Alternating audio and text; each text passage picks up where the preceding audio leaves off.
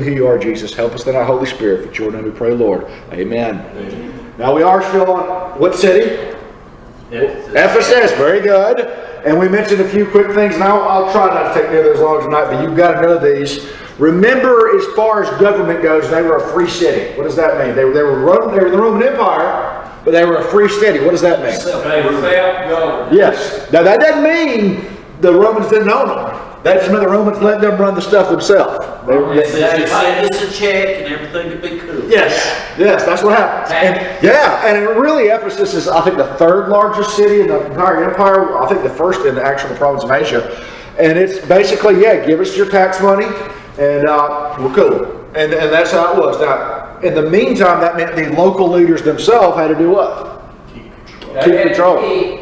Yes. Keep everybody in line. That's right. And if you didn't, that's when you had to worry about the Romans intervening. If you even remotely showed you couldn't keep control, they were not happy with you. So that does come into play today with the city clerk talks. We mentioned some of your Bibles have Diana. That's not bad. That's not a bad translation at all. Diana is her Roman name. Artemis is the proper name, though. Artemis is what's in the Greek, and Artemis would have been what she would have been called by the Ephesians for a form of the Greek. Okay, Artemis of Ephesus, particularly, and just keep that in mind. So, if you see Diana, that's not bad. That's just the Roman version of it, and Artemis is the technical version. And we talked about the silversmith trade itself and the archaeological evidence for it. I had something else in there for that, but I'm not even worried about that. And that leads us into, we had a man give a good speech. What was his name? When I say good speech, I mean it went the way he wanted it to go. Yes. And who was he? His name was Demetrius, and who was he? He was a silversmith. And he more than likely was over the guild, silversmith guild. And his whole basic point is going to mix together economic, religious, and city pride. Okay? He's going to let them know that they are challenging our way of life.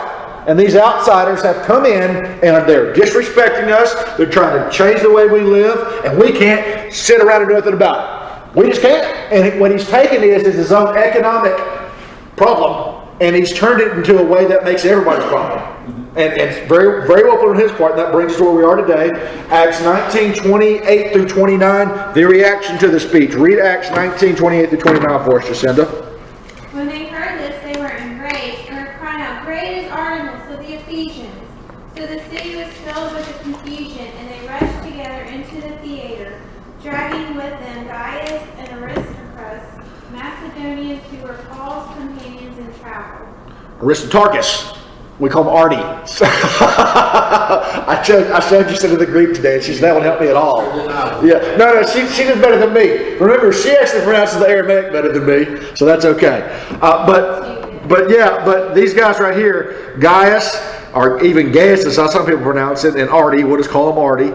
They're going to be two travel companions. We'll see happen in a minute. Now, the reaction itself to the speech is going to be the guild members initially are furious because he's giving the speech to the guild members. They get all upset.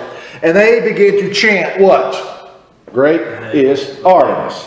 Great is Artemis. And they're getting riled up. And it moves from their guild hall to the city streets where they pick up more people to the theater that we just saw a picture of that seated between 20 and 24,000 people. Now, we don't know if every seat was filled, but there would have been thousands and thousands and thousands and thousands and thousands and thousands there. And that would have been just horrible if you were the two people getting stared at, put it that way. Okay? And now we've got these two companions here. Do you know anything about these guys here when it says about them? It says, along the way, they got Gaius and Artie, Macedonians, who were Paul's companions in travel. Paul's travel companions.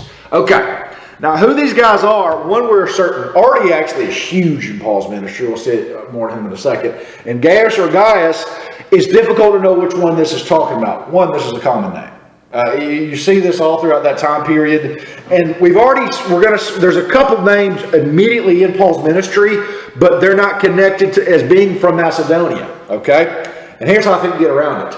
Simply because if they went and traveled with Paul through Macedonia, you might could say this about them. And so this being the case, it is possible it's going to be the guy from Acts 20 who's from Derbe. Does anybody remember Derbe, what province that's in? One of our first ones we went through? Yeah. Galatia. Very good, okay? So he's basically from the Church of Galatians, okay, that area. Remember, that's a bigger area, though, even more than a city. And then there's going to be another Gaius or Gaius, who is from Corinth. and he was Paul's host when Paul was in Corinth. Okay, so we've got two guys there, neither one being from Macedonia, because Corinth is where? What province is it in?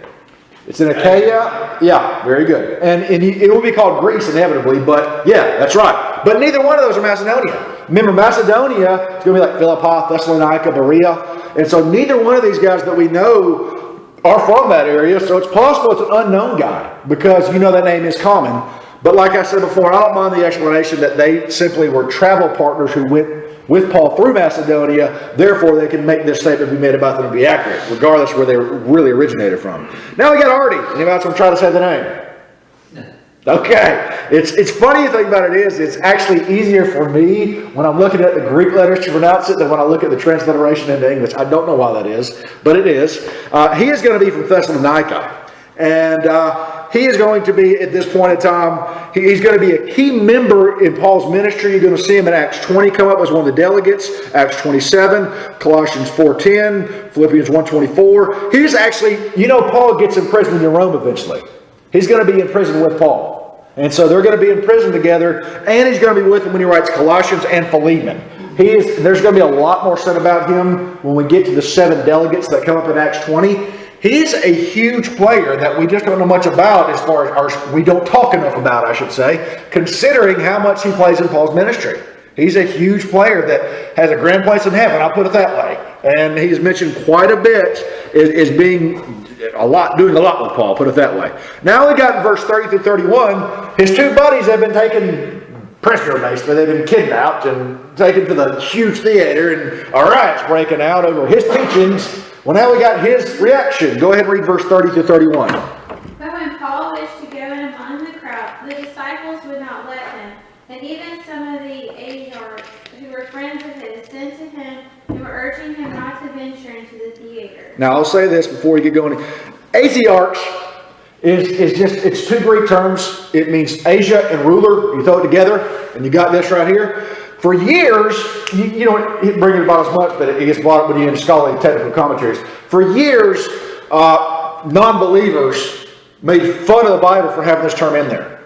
And then within the past 100 years, we found several inscriptions with this exact terminology for Western coastal towns in Asia for their leaders. So it's a technical term we had read in the Bible all the time that they were making fun of us, saying Luke's an idiot. And now we've got the evidence that shows that's how it really was. Yeah. And so remember, when we say Western coastal towns, what is Ephesus? A Western coastal town in Asia, which it fits perfectly. As a matter of fact, in that book there, we've got some of the documents. The book I was showing you has some of the documents that discovered it. There's a lot of them now, but for years that was the big deal. Anyway, in this scene here, Paul learns of the chaotic events. Okay, here's what's going on. And immediately he wants to do what?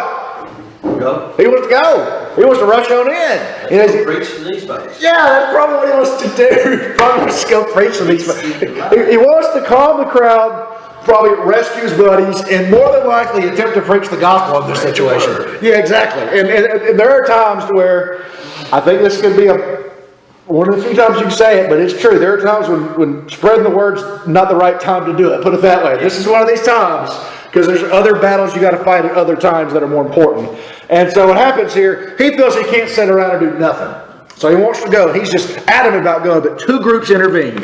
One is here called the disciples. Remember, this is not the 12 or the 11 or whatever else you want to number at this point. Who are these? Remember what disciple means? Followers of Paul. Very good. It means learners, followers of Paul. These would have been believers in Ephesus. And they would have been connected with Paul. And then, of course, the Asiarchs, which is the combination of the Greek word for Asia and ruler. Well, group 1, the disciples don't want to let them. These fellow believers in Ephesus, a vivid verb where they continuously over and over and over try to persuade him. They're pleading and trying to persuade. And I mean, it doesn't technically say physically holding them back, but I wouldn't be surprised if they weren't physically holding them back at this point, because it is vivid, okay? And they think if you go and you try to preach the gospel here, or even you try to stop everything, you're going to be trampled. Uh-huh. We know our people, and our people are mad, and they're going to trample you, man. And this is just not the time to do that. But he still wants to go. And then a second group comes in, these Asiarchs, and it says they're his friends. I'll show what that means in a minute. Now, these would have been the wealthy, aristocratic, Roman citizen,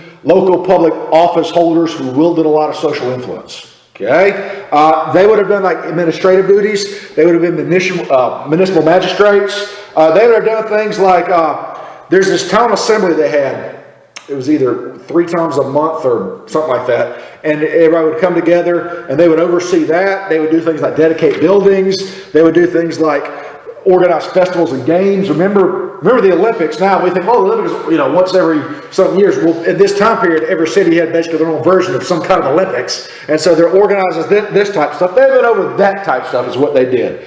Now, when it says these local leaders of the Asian province, when it said that they were friends of Paul, it could mean they were believers, but I don't think so, because normally you would have it kind of worded differently.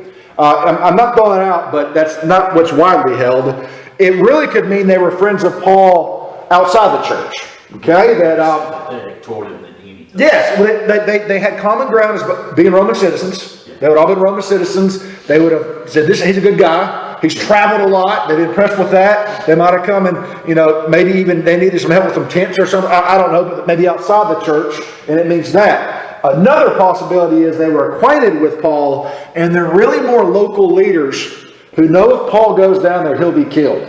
And they know he's a Roman citizen. And if you're a local leader who allows a Roman citizen to be killed without a proper trial, what's Rome going to do to you? That's right. So they could be concerned about that as well. It simply could mean local leaders who want to prevent blood in the city, basically, and Roman intervention. And so they could be thinking like smart local leaders. We don't know. Anyway, look at it. It does work. The 2 interventions work. They convince him that he'll just make it more chaotic. He'll do more harm than good. And Paul exits the scene. We don't hear about Paul anymore after this. And this is one of the few times this late into Acts that he's not a major player. His teachings are a major player, but he himself is not at this point, and he exits stage left. Now we transition over back to the theater and the chaotic scene itself, where Luke lets us know about this in verse 32 to 34. Read that for us, Jacinda. Some therefore cried one thing and some another, for the assembly was confused, and most of them did not know why they had come together. And they drew Alexander out of the multitude, the Jews putting him forward. And Alexander motioned with his hand and wanted to make his defense to the people. But when they found out that he was a Jew, all with one voice cried out for about 2 hours, "Great is Diana of the Ephesians." Artemis. Great is Artemis. What translation is that? That's okay. We'll take it. But great is Artemis. So some cried out. This is going to be the Greek tense here of a sustained period of yelling where different things are being shouted. It's just a long period of time. And some are saying something, some are saying another. One thing that would have been certain, some of the group would have been saying action needs to be taken against these Christians. Action needs to be taken against, somebody go find out Paul, those 2 guys on the stage, this Christian movement, some kind of action needs to be taken. When it says the assembly itself was in confusion, this speaks of about a prolonged state of confusion and furious agitation. Basically, at this point, we've got 2 things going on here. We got one group who we know is irate at the Christians. We got another group at this point in time who they're either just swept up in the mob mentality, or all they know is somebody from the outside is challenging the local traditions. They don't know it's the Christians, but they're upset in the chaotic scene that anybody, no matter who it might be, would dare challenge their way of life. And so when it's talking about this, it's just chaos is what it's trying to let you see with all that, okay? The mob mentality and the chaos. And then in verse 33, read verse 33 real quick. And they drew Alexander out of the multitude, the Jews putting him forward, and Alexander motioned with his hand and wanted to make his defense to the people. Yeah, who's Alexander? He is going to be a leader of the local Jewish community. And so what happens is a group of Jews get them together. They tell them what they want to really kind of be said, and then they push them forward to talk. And what he's going to try to do is disassociate their version of Judaism with Christianity. Okay? That's what, basically, the Jews at this point are in danger of being lumped in with the Christians and being hurt like they want to do to the Christians right now. And so they want this guy to get up and say, we're not with them. You don't like Paul, we don't like Paul. Let us get out of this. And that's what they want Alexander to do at this point, and show that these non-Christian Jews are different from the Christians themselves. We might have similar sacred texts, but we ain't the same group is what they're going to say. And they're going to let this be known. So he gets up, he's going to motion for silence, wave his hands, Then he's going to get ready to make that defense that disassociates with the group. But then in verse 34, as he tries to make his defense statement, he is recognized to be a Jew. And before he can get a word out of his mouth, he is shouted down for 2 hours. For 2 hours. And they are going crazy with the greatest Artemis chant. And when you did it this time period, this will take clapping and hissing and whistling and tons of noise making itself. And they're just going on for 2 hours straight. And what they're basically saying at this point is, you're a Jew, that means you're not pro-Artemis. And if you're not pro-Artemis at this point, we don't care whose side you're on not on our side anymore. So either you worship Artemis or you don't. And only those who worship Artemis are on our side right now. So this is what they're letting it be known at this point. The verdict is in. The citizens of Ephesus are proud of Artemis. They won't offend her grandeur. They won't tolerate outsiders not acknowledging her greatness. Then we have in verse 35 through 41, the city clerk. Who's this going to be? He's the mayor. Yes, that's why I've mentioned this guy. But don't think, when we talk about the mayor himself, he's elected, but he's going to do other things as well. Like he's going to be the registrar, city scribal keeper, and accountant of the temple funds. Okay, so he's going to have other jobs as well, even associated with Artemis. And so what he's going to do is, his main job though is head civic leader. And if your main job is head civic leader, and you're in the Roman Empire, what is really your main job? Keeping your job by keeping the peace. And that's right. And he knows this, and he's very smart here. So he wants to diffuse the anger in the riot and maintain order. Since his speech comes across a little difficult, I'll give you a breakdown of what he's going to say, and then we'll quickly go verse by verse. He's going to start out by praising the people of Ephesus and their role of guardians of the Artemis temple. He is then going to offer proof for the existence of Artemis. This is going to be interesting, okay? But it will work as proof for them. He's then going to counsel them to do nothing rash, like riot or kill anybody. Don't kill anybody, okay? And then what he's going to do is, he's going to remind them that Christians have committed no true religious crimes, at least that we can prove to the Romans. Then he's going to call Demetrius out, which shames him, and let it be known there were 2 legal routes he could have taken but didn't, and this is the route he shouldn't have taken. And then he's going to let them be known that their actions are actually being classified as sedition. And if our actions are being classified as sedition, what does that mean? Who's about to come down upon our head? The Romans. And if we allow this to happen, it's not Paul and his buddies who are going to lose out, it's us. And this is what he's going to end it with right here, implying tremendous loss. Everyone needs to go home, take your stuff, have a nice day, come back again later, but this day's got to end. Go. Just go. And this is basically what happens, and we will see it broken down here. Verse 35 to 36. And when the city clerk had quieted the crowd, he said, Men of Ephesus, what man is there who does not know that the city of the Ephesians is temple guardian of the great goddess Artemis, and of the image which fell down from Zeus? Therefore, since these things cannot be denied, you ought to be quiet and do nothing rashly. I like that translation, fell from Zeus. It's fell from the sky in a lot of translations, but it can be either one, but the Greek fell from Zeus. It literally can be fell from the sky, but the implications are literally fell from Zeus. And so when you read technical Greek, fell from Zeus is what will be said. And so this is a sacred stone that literally has divine origins. We'll see what this is in a second, okay? He's going to start out, this mayor, he's going to start out by reminding the people of their special relationship with Artemis. They are the guardians of the temple, which means they are responsible for maintenance and security. And they're responsible for all the other cities in Asia. They're the temple wardens. And so this makes them special. I think even like on the founder of the city's statue, it has something about this. How the temple wardens, it's a great honor type deal. It was a great honor to be that, by the way. So, we know that. And then he's going to strategically mention the sacred stone that fell from the sky or came from Zeus, which is a heavenly sent object that literally came from Zeus, a cult object with divine origins. This can be a couple of things.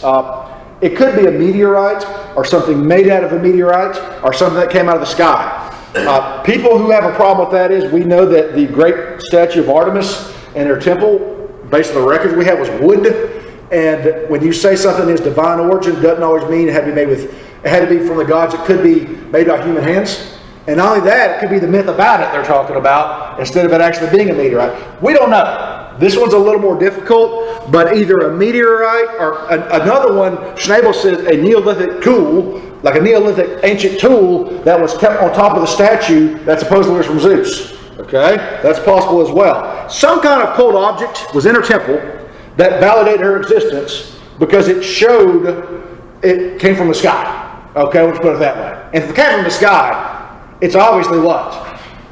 Obviously showing from Zeus that it's real. She's real, we're validating her, the whole thing. Now, although we don't have any records of this in Ephesus, there's something similar in another city, and it did fall from the sky, as how it's described in this other city, and it's an Artemis object. So although we don't have the records from Ephesus saying that, there's an Artemis object from the sky in another city, so this does make sense. This would be in her main city as well. Okay? His point of all this is, we as Ephesians have proof Artemis exists. This is a reality that can't be denied. We got proof. You know this, I know this. Who cares what these silly outsiders say? What they say obviously can't be taken seriously because we got the proof to show otherwise. Now this is what he's saying right here. Which what he's doing with this is he's counteracting the charge that Paul made that the gods made with hands aren't gods. He said, let them think that silly stuff because we know otherwise is what he's telling them. Okay, so anyway, look at it. Luke's readers would have laughed at this, but anyway, look at it. That's what's going on here. And then he says in verse 36, you ought to be quiet and do nothing rash, which this means a recommended course of action. Stop your disorderly behavior. And then he warns them, don't do anything reckless or thoughtless. Stop the frenzy mayhem, act civil, and be calm. Show restraint, stop chanting, and for crying out loud, don't kill anybody. And then this is what kills. Who could they potentially kill at this point? The two guys standing right there. What normally happened when mobs got crazy? They killed somebody. Yeah. So it was very, very, very likely someone's about to get killed. And so he says at this point, don't do anything thoughtless. Stop all this. It's not worth it. And then he's going to explain in verse 37 to 39 why they need to be calm, why they need to listen to his advice. He starts in verse 37. Read that for us. For you have brought these men here who are neither robbers of temples nor blasphemers of your goddess. Okay, now, any way to look at it, although one of these is a little more difficult to define, this means they have not committed any provable religious crimes against Artemis. You try to take it to a court of law with what you have right now, you're not getting the verdict you want to get until you get more evidence. The Romans aren't going to like this. Okay, this is basically when we're looking at it. Anyway, saying they haven't done anything sacrilege, they haven't tried to remove any sacred objects, temple robbing. Temple robbing at this time period was punishable by death or exile. And when you were exiled, all your property and goods were confiscated, and you were denied a proper burial in your homeland, which that could affect your afterlife in their line of thought. Okay? In Egypt, if you are buried properly, you cease to exist. In Egypt, this is not completely this way in Ephesus, but you'll get the idea. In Egypt, do you know some of the pharaohs had their names taken out and chiseled out? That meant what they were trying to do was make them cease to exist in the afterlife. So that's what, if you got exiled, it could carry over. So you just didn't want that to happen. And the thing about it is right here, when it says, has it blasphemed Artemis? This is difficult to be exact about. One way or another, I'll say this. It obviously was correct because it works. And that's one way we know about it. How this is working exactly is a little more difficult. Zondervan Schnabel, who's my favorite commentary on this, says it means they haven't spoken in a way technically that demeans, maligns, or some way or another would be classified as technical blasphemy. Okay?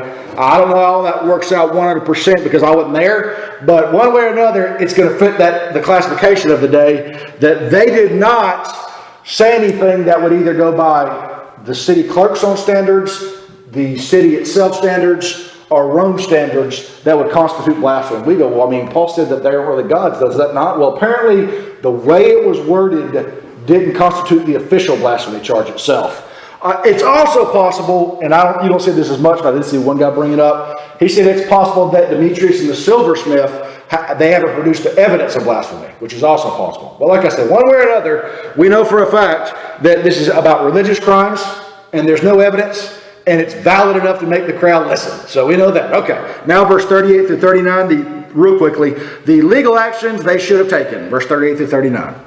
Therefore, if Demetrius and his fellow craftsmen have a case against anyone, the courts are open, and there are proconsuls. Let them bring charges against one another. But if you have any other inquiry to make, it shall be determined in the lawful assembly. All right. His point being there are proper procedures that should have been taken, like legal action, not instigating public disturbances that could bring Rome down upon our head. Okay, that's all he's saying with this. When you call somebody out in a way like this, it publicly shames them. And so he's publicly shaming Demetrius at this point in time, okay? And what he's also letting them know, if this riot doesn't cease, if it gets even more out of control, if somebody dies, you know who's going to be legally accountable? You know who we're throwing to the Romans? You, Demetrius. And that's what he's letting them know right now. He's letting them know right now he'll be held accountable. He then lets them know the proper course of action should have been the courts or the proconsuls. That would have been if they wanted to bring a personal lawsuit up. Or they could bring it to the town assemblies. That's where you get resolutions on foreigners passed. What can foreigners can and cannot do in the city? You get it passed at the assembly. The point being, there were two legal options, proper ways to go, and they took neither. If they'd have taken either one, this would be okay, but they did not. Instead, they instituted or instigated a riot that's bringing serious danger upon the city itself. Read verse 40 and 41 and we'll be done. For we are in danger of being called in question for today's uproar. There be no reason which we may give to account for this disorderly gathering. And when he had said these things, he dismissed the assembly. So what he's going to do is he's going to conclude the speech, and he's going to emphasize the need to be afraid. Be afraid. Be very, very afraid. Why is that? When Rome comes down and puts their foot on your neck, it isn't going to be pleasant. It's not going to be at all. And what he's saying here is, we are at risk, me, you, and every Ephesian in here, of being charged with a very serious crime that would cause us all great suffering and loss. Okay? So it's not Paul and his boys who are going to hurt. We are. Okay? Because how this is going. And then he uses a term for rioting that actually means uprising, revolt, or rebellion. Well, that's not good. It's the exact opposite of civil harmony and peace. And under Roman law, it would have been guilty of sedition. Anytime you're guilty of sedition in the Roman Empire, the Romans immediately come in with repercussions. They don't wait around. They come out automatically. And what they do is they punish the local leaders. They can imprison them. I mean, they could possibly even kill them, but they punish them. They lose their office. They automatically disband guilds. And you forfeit your right to be a self-governing city, which means they'll never have that title again. And there's a lot of rights and privileges that went with that. Once this is known, and it's, whoa, we got a lot to lose here. Verse 41 kicks in. Read that for us one more time. And when he had said these things, he dismissed the assembly. So this is the outcome, and it's decided that Christians aren't worth Roman repercussion. And no further measures will be taken today. Now, why do I say that? Because a little later in Paul's journeys, Paul skips Ephesus, and some believe it is possible at this point in time that the reason he does that is there could have been Demetrius and the silversmith could have gone the legal route at this point in time, and he wanted to avoid that. Another thing possibly is, in Acts 20, verse 1, right after this, he immediately leaves. Now, remember, he was already planning a trip, so he didn't get run out of town. But he knows if legal charges get brought up against him, what can happen to his travel plans?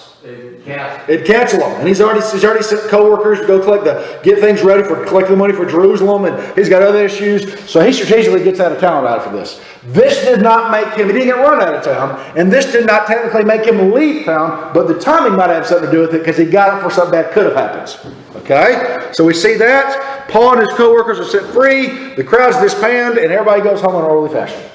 The end. Okay, do you have any questions with it? You got it all? Pretty straightforward, huh? I won't remember none of it next week. That's okay. The key is remembering Artemis and all the stuff with her, because she is such a key figure that was spent so much time on. If you begin to remember the cult of Artemis, magic text, the demonic activity going on, it's going to let you understand the book of Ephesians a lot better when you read it.